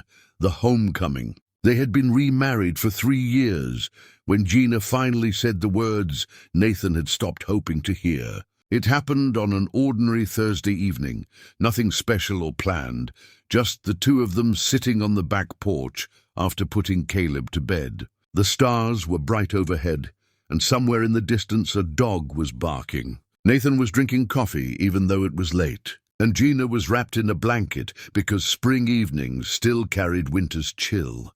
"I forgive you." The words were so quiet, Nathan almost missed them. He turned to look at her, not sure he had heard correctly, not sure he was allowed to hope.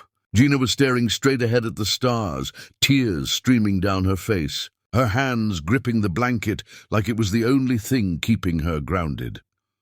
"I've been holding on to the anger for so long that it became part of who I am. I built my identity around being the woman you destroyed, the wife you humiliated, the mother who raised your son alone. But I'm tired, Nathan. I'm so tired of carrying that weight. And you've proven, God, you've proven over and over again that you're not that man anymore." Nathan couldn't speak, couldn't breathe, couldn't do anything except sit very still and let her words wash over him. Gina finally turned to look at him, her face wet with tears, but her expression peaceful in a way he hadn't seen since before their first marriage ended. "I forgive you for the anniversary party. I forgive you for choosing Vanessa over me. I forgive you for calling me broken when I was carrying our son. I forgive you for all of it, not because you deserve forgiveness, but because I deserve peace. And I can't have peace while I'm still holding on to what you did to me all those years ago." Nathan reached for her hand, and she let him take it, their fingers intertwining in the darkness. "Thank you," he whispered, his voice breaking. "I don't deserve it. I'll never deserve it. But thank you." They sat together in silence for a long time, both of them crying quietly, both of them feeling the weight of years of pain finally beginning to lift. Forgiveness didn't erase what happened. It didn't make the anniversary party any less devastating, or the years apart any less lost. But it meant they could finally stop living in the past and fully inhabit their present. That night, for the first time since they remarried, Gina initiated intimacy without hesitation or second-guessing. It was tender and careful and full of tears, both of them relearning each other's bodies, both of them acknowledging silently that this was different from before, because they were different. When it was over, they lay tangled together in the darkness, and Nathan whispered against her hair that he loved her more than he had ever loved anything in his life. "I know," Gina whispered back. "I finally believe it." The following months felt like a different marriage entirely. The tension that had lived beneath even their happiest moments finally dissipated, leaving room for something lighter and more joyful. They laughed more, touched more casually, made plans for the future without the shadow of the past, threatening to destroy everything. Gina signed them up for a pottery class because she wanted to try something new. And they spent Saturday mornings covered in clay, making lopsided bowls and laughing at their lack of talent. Nathan surprised Gina with a trip to the coast, just the two of them for a long weekend, while Caleb stayed with Florence Whitlock, who had relocated to be closer to them. They walked on the beach, holding hands, ate at restaurants without checking prices, stayed in bed late talking about everything and nothing. It felt like a honeymoon, like they were falling in love again, but with the wisdom and scars that made the falling so much more meaningful. When they returned home, Caleb announced that he wanted a little brother or sister. Gina and Nathan exchanged glances across the dinner table, having this entire conversation in silence, the way long married couples can.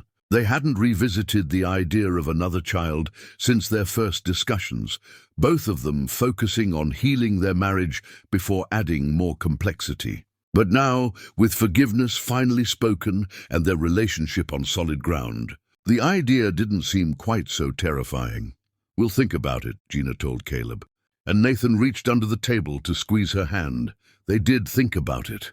Long conversations late at night about whether they were ready, whether their marriage was strong enough, whether they could handle the exhaustion of a newborn. Gina admitted that part of her wanted to experience pregnancy with Nathan present and supportive, to reclaim that experience from the trauma of carrying Caleb alone. Nathan admitted that he wanted the chance to be there from the beginning, to not miss a single moment.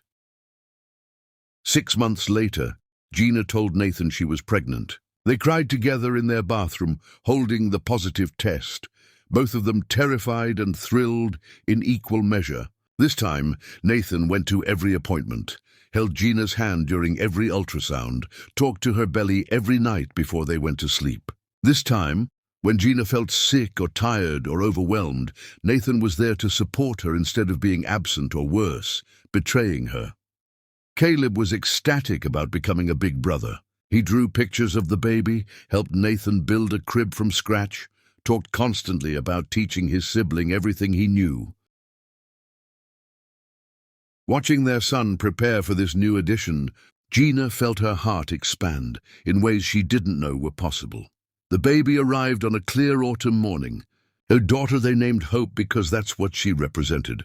Hope that healing was real. Hope that second chances could work. Hope that families broken beyond recognition could be rebuilt into something beautiful. Nathan held his daughter for the first time and wept openly. This man who had learned to feel his emotions instead of suppressing them. This father who understood now what really mattered. Gina watched Nathan with their daughter and their son, watched him navigate fatherhood with patience and presence and genuine joy, and felt the last piece of her resentment finally dissolve. This was who he was always meant to be. It just took losing everything for him to find it. They brought Hope home to a house full of love and laughter and mundane chaos. Caleb was a devoted big brother, always wanting to help with feedings and diaper changes. Nathan juggled work and night feedings with barely a complaint. Gina recovered slowly, supported by a husband who actually understood that partnership meant carrying equal weight. One night, when Hope was a few months old, Nathan found Gina standing in the nursery, watching their daughter sleep. He wrapped his arms around her from behind, and they stood together in the darkness, listening to the soft sounds of their baby breathing. "I never thought we'd get here," Gina whispered. "After the anniversary party, after everything that happened, I was sure my life was over. I thought I'd never trust anyone again, never love again, never have the family I always wanted." "But you did it anyway," Nathan said quietly. "You built a life for yourself and Caleb. You survived when you had every reason to give up. You're the strongest person I've ever known." Gina turned in his arms to face him, and in the dim light from the nightlight, she could see the man he had become. Gone was the arrogance and entitlement of the Nathan Reed who destroyed her. In its place was humility and gratitude and deep understanding of how precious second chances were. "We're going to be okay," she told him, echoing words she had spoken years before. "We're more than okay. We're happy," and they were. Not perfectly, not without struggles, not without moments that still challenged them. But they were happy in the way that mattered, the deep, sustainable happiness that comes from choosing each other every day, from building something real instead of performing something false, from understanding that love isn't about perfection, but about perseverance. Later that night, after Hope was fed and sleeping soundly, after Caleb was tucked into bed with stories and kisses, Nathan and Gina lay in their own bed, talking in the darkness like they used to do when they were young and newly married, and thought they had forever figured out. "Do you ever regret giving me another chance?" Nathan asked, voicing the fear that still occasionally woke him up at night. Gina was quiet for a moment, considering her answer carefully because Nathan deserved honesty, even when honesty was complicated. "I regret what you did to me. I regret the years we lost. I regret that Caleb's early childhood didn't include his father. I regret all of that, and I always will." Nathan started to apologize again, but Gina pressed her fingers against his lips to stop him. "But I don't regret choosing to forgive you. I don't regret letting you into Caleb's life. I don't regret building this family with you. Because this version of us, the one that survived everything and came out stronger, this is real in ways we never were before." She took his hand and placed it over her heart so he could feel it beating. "The woman you married all those years ago was naive enough to think love meant never being hurt. The woman lying beside you now knows that love means being hurt and choosing to stay anyway. And I choose to stay, Nathan. Every single day I choose us." Nathan pulled her close and held her like she was the most precious thing in the world, because she was. She was everything. She was forgiveness and grace and second chances made flesh. She was proof that broken things could heal and that people could change, and that sometimes the stories that seem like tragedies could transform into something beautiful if you were willing to do the work. Outside their window, the stars wheeled in their ancient patterns, indifferent to human drama and human healing, constant and eternal. Inside the house, a family slept, imperfect and hard-won and absolutely real. A father who had learned what truly mattered. A mother who had learned to trust again. Two children who would grow up knowing that love means showing up, means choosing, means doing the difficult work of being human together.